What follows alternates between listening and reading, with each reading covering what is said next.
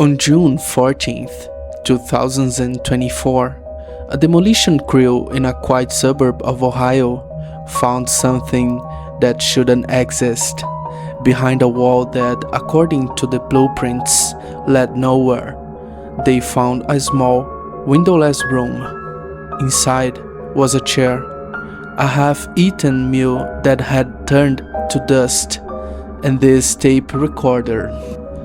The man on the tapes is Arthur P. He wasn't a scientist. He wasn't looking for fame.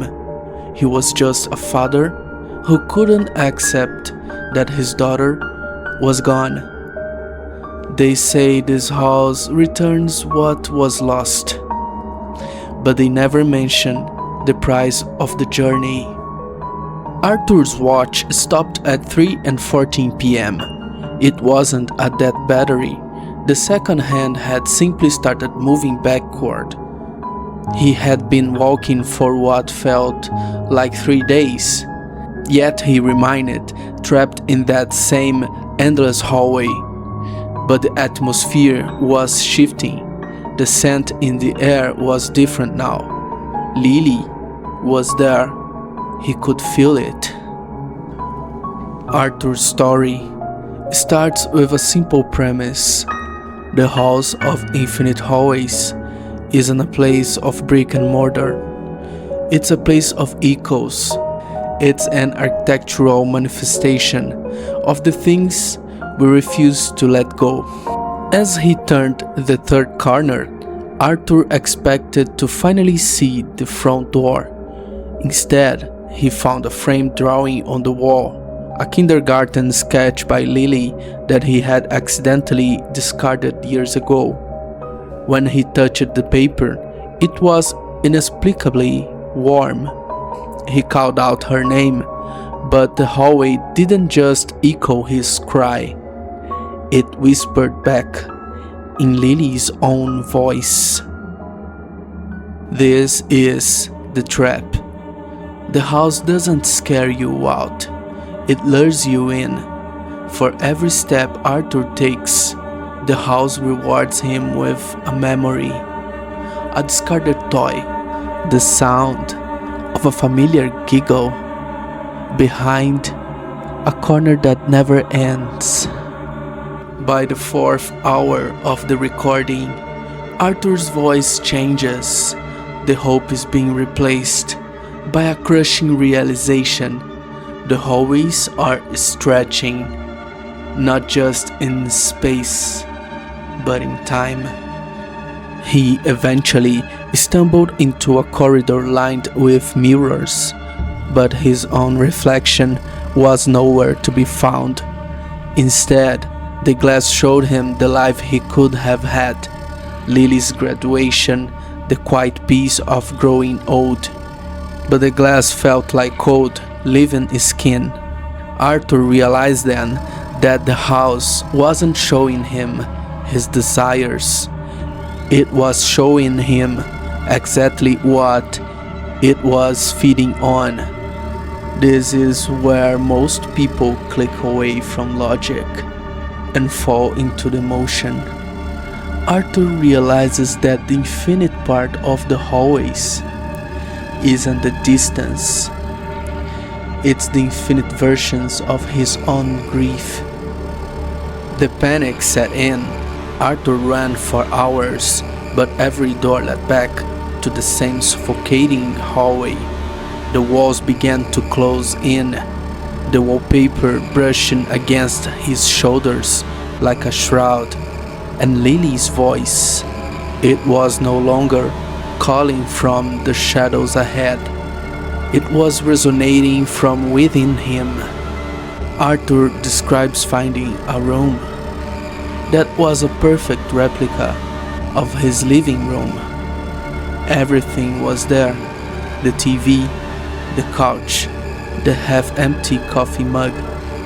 But there were no doors.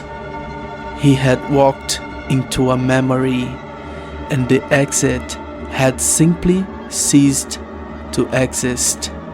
Exhausted, Arthur finally slumped onto the couch.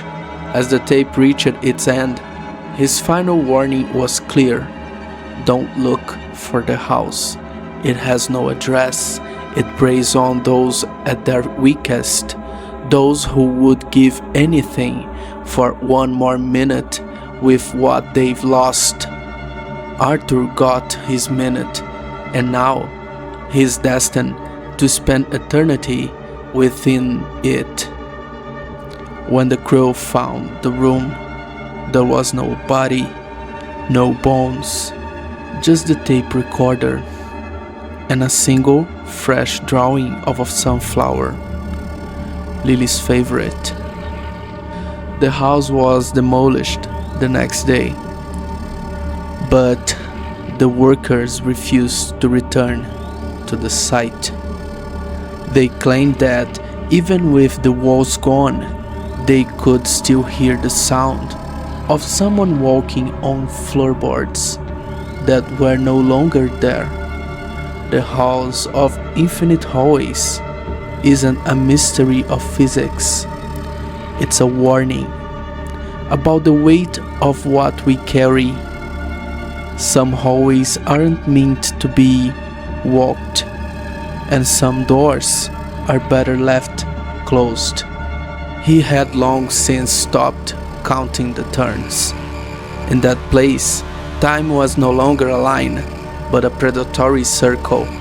He opened a door hoping for a glimpse of the sky, but found only the same hallway, now draped in the wallpaper of his grandmother's house.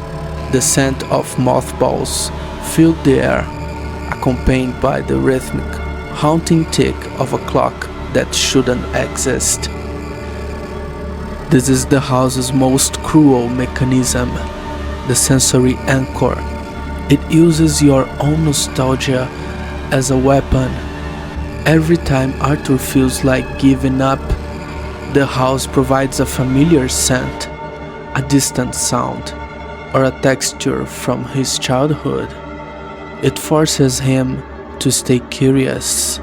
It forces him to keep walking toward a home that is being built and destroyed in front of his eyes. Imagine the psychological toll.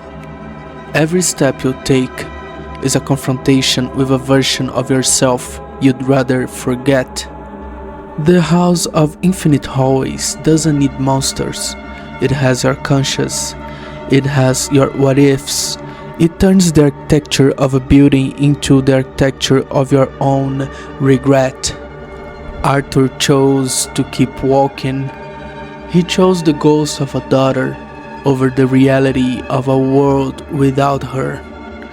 Most of us would judge him until we find ourselves in that same hallway hearing the one voice we thought we'd never hear again.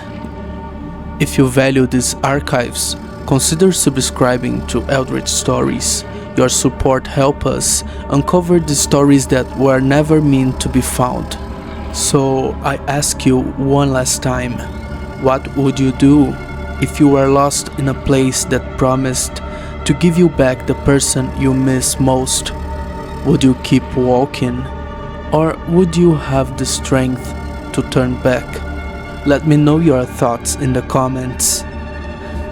The House of Infinite Hallways has no fixed address.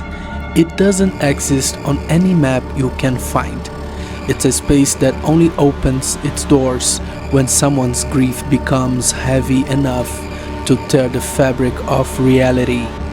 Arthur didn't realize that in that house, back is the only direction that doesn't exist. The next time you find yourself driving down a road you don't recognize, or standing before a door that shouldn't be there, don't go inside, because the house doesn't just want your footsteps, it wants your memories.